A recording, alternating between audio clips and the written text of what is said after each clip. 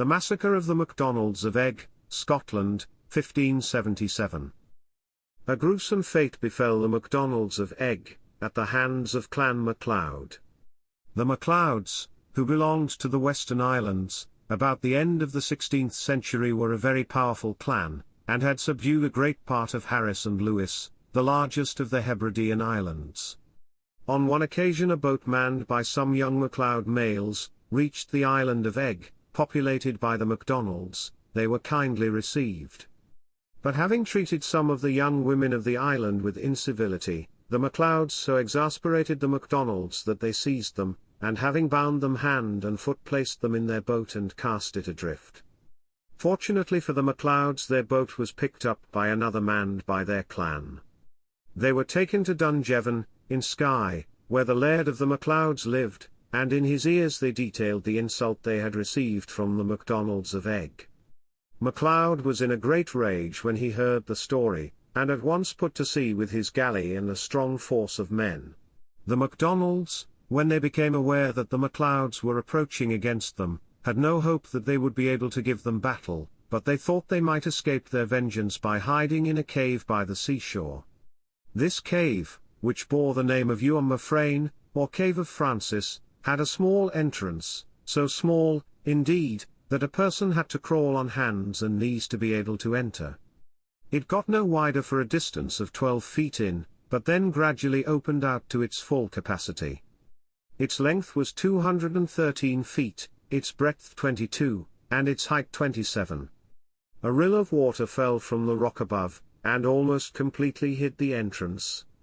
Here the MacDonalds fancied they would be safe, and the whole number on the island, with the exception of 3, who took other places of refuge, and a boat crew which was at the time in Glasgow, hastened thereto, and took advantage of the concealment it afforded. The MacLeods arrived on the island but were chagrined to find no trace of the MacDonalds. Not one was to be discovered, so they destroyed their huts and plundered their property. They wreaked their vengeance on whatever they could lay their hands on, but still they were far from being satisfied. In fact, it added not a little to their chagrin that they believed that the inhabitants were actually concealed somewhere on the island out of their reach. For 3 days they searched, and had appointed the following morning for leaving. In the grey of the morning the MacLeods were actually aboard to leave when one of their men spotted a figure on the island. This was a spy which the MacDonalds had sent to learn whether the MacLeods had left. When the poor fellow saw himself discovered he ran with all his might to the place of concealment to prevent the pursuers discovering where he had entered the cave. But his efforts were all in vain. He was tracked to the entrance by the MacLeods. The MacLeods then summoned those within to deliver up the individuals who had maltreated their men to be disposed of at their pleasure. The MacDonalds, still confident of the security of their cave, declined to give up the offending clansmen. The MacLeods, determined to be revenged, then commenced a work of brutal atrocity. They cut a ditch above the rock, and carried away the water from the mouth of the cave. They then gathered their men together to find all the fuel that could be found on the island. Peats, turf, wood, and heather were collected and piled up against the entrance.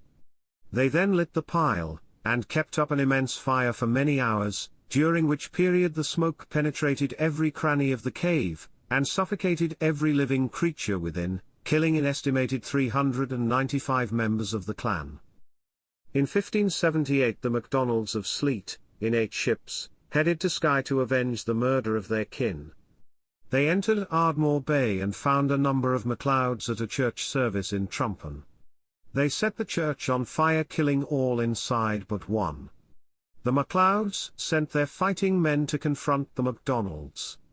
The MacDonalds were completely massacred after trying to unsuccessfully escape in their boats. It is known as the Battle of the Spoiling Dyke due to the fact that the slaughtered MacDonalds were buried under Turf Dyke.